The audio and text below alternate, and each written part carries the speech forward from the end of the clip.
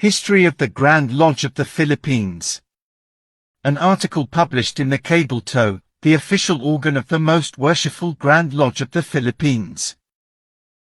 In 1898, an American military lodge under the Grand Lodge of North Dakota was set up in Manila. It was followed by Manila Military Lodge No. 58 with a warrant from the Prince Hall Grand Lodge, Free and Accepted Masons of Missouri. Then in 1901, Manila Lodge No. 342 under the Grand Lodge of California was chartered. A few years later, two more lodges under California jurisdiction were organized.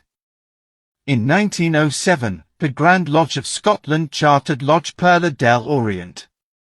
This period too saw the organization of Scottish Rite Bodies, Chapter of Royal Archmasons, a Council of Royal and Select Masters, a Commandery of Knights Templar, a Chapter of the Eastern Star, a Court of the Order of the Amaranth, and a Club of the Mystic Shrine.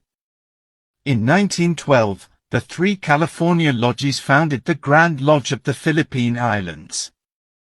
Alejandrino typified the Masonic preferences of the Filipinos. They were partial to Latin Masonry.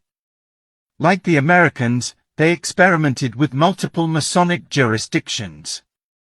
The Filipinos re-established their lodge under the Gran Orient de España, Gran Orient Español, and Grand Orient Lusitano Unido.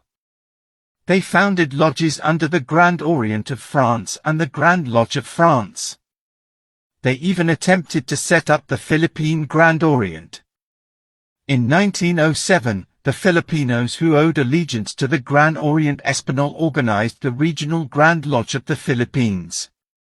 Through the years, the fortunes of the sundry Masonic organizations would wax and wane, some would falter, others would flourish. Out of that chrysalis, however, a strong and vibrant Philippine Masonry evolved. The Scottish Rite Bodies grew into a Supreme Council, the York Rite Chapters, councils and commanderies were able to establish their own grand bodies. In 1917, two outstanding Masons, Manuel L. Quezon and Governor-General Francis Burton Harrison, engineered the union of Filipino and American Masons. As a result, all legitimate Masonic lodges in the Philippines were brought under one roof.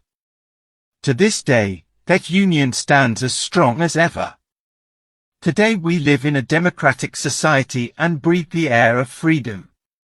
The Masonic ideals of separation of church and state, freedom of religious worship, public education, and freedom of expression are now part of the law of the land. We have grown so accustomed to them we take them for granted and assume that they have always been there. Once in a while, however, we should take stock and reflect on the sacrifices and hardships the pioneer Masons had to endure that we may enjoy all these democratic freedoms.